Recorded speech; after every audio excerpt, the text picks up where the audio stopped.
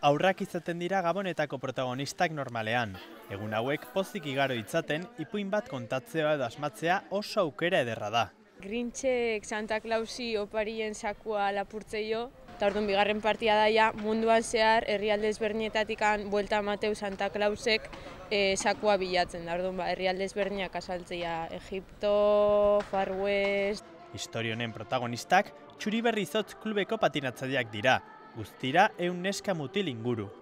Aurten ere, Eguberri gala bat antolatu dute, ostegun eta ostiral gauetarako.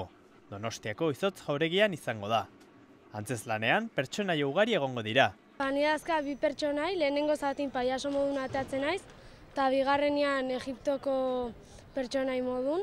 Ni hasi nintzen 12 urtekin patinatzen, eta nire pertsonaia da elfoa, eta ni Papa Noelen laguntzaia naiz. Ni naiz zeneko eta egiten dut olentzero eta umeak bezala. Eta ni leire naiz 9 urte ditut eta egiten dut bera bezala.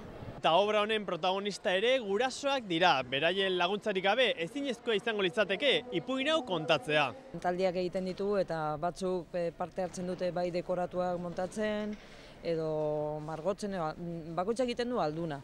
Eta gero beste talde bat oso garrantzitsua da erroparena.